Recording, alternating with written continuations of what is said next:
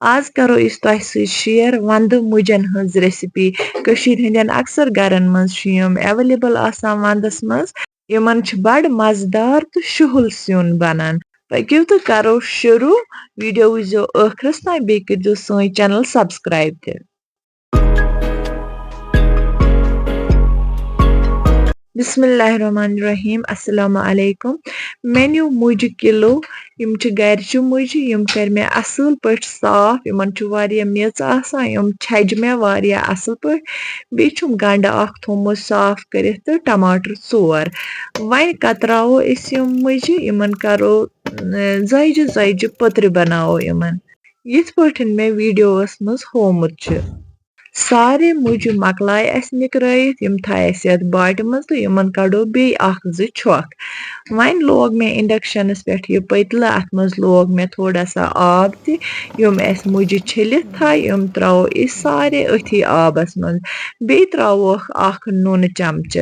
van अनो Yemen ग्रक जोरा ताकि युस अत मज सु टेचर छ आसान सु नेर नेबर तो हेक्यू वुचित मुजन आय ग्रेख अत खोत ये पुस पेठ वैन छानो अस यम मुज यमन कड़ो बे अख ज छक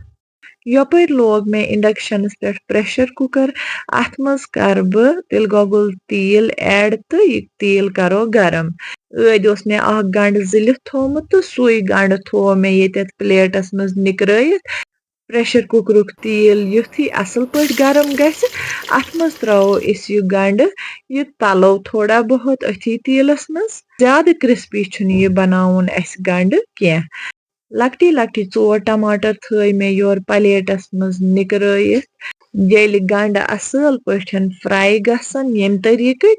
तम सातन तुलो अस यम टमाटर तो यम त्रावो यमने गंडन सत तो यम करो तैयार वैन दिमो अस यमन टमाटरन थोड़ा टाइमस लगभग 1 मिनटस दिमो ढकन तो यम पकाओ ताकि यम गसन नरम तो अस हेको यम चोंच के मदद सतन असल पट ब्लेंड करित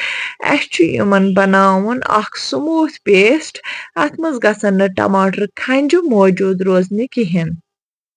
वैन त्रावो अस अत अख चमच नून यथ पॉइंटस पे यह रलावो यमन टमाटरन सत यम छु तुतानथ पकावन युतान न यमन टमाटरन आब खुशक गस येल आब खुशक गस अस त्रावो अत मसाल अस त्रावो 2 चमच मरचांगन बे त्रावो अख चमच लेदर तो यम मसाल ते पकावो यमने टमाटरन सतन युतानथ न अत आब खुशक गस तेल गस टमाटरन मज अलग गसन यथ पट तुम वीडियोस मज हेक्यू वुचित तेल गो अलग वन यम मुज छ यम थाय अस छलित छकित यम त्रावो यमने टमाटरन मज तो यमन ते दिमो अथी सत तलन बे रलावो अथ यम टमाटर सत ताकि मसाल टमाटर यम रलन असल पट मुजन सत येते त्रावो अस यमन मुजन अख चमच नून बे तो रलावो बे यमन मुजन सत ये नून तो करो बे अमुक आब खुशक युथी अमुक आब खुशक गस तो अत त्रावो अस आब यीजा लेवल मुजन छ अथी लेवल तान त्रावो अस अत आब तो दिमोस खलन करो असल पट अक लट मिक्स अत दिमो ढकन तो अनोस ग्रेख अनथी करो अस अत नून चेक तो करोस पन्ने हिसाब नून एडजस्ट लगावोस ढकन प्रेशर कुकरस तो दिमोस 2 विसल युतानथ मुज सेनन वैन करो इस चेक 2 विसल दिथ मुज छ सेनेमच किन ना स्यून छ वारिया असल पठन गोमुत तैयार तो हेक्यू वुचित मुझ ते कर मे चेक तो यम ते छ वारिया असल पट सनेमच न छुक ज्यादा पाक लोगमुत न कम वन छ ये रेसिपी सर्व करने खातिर रेडी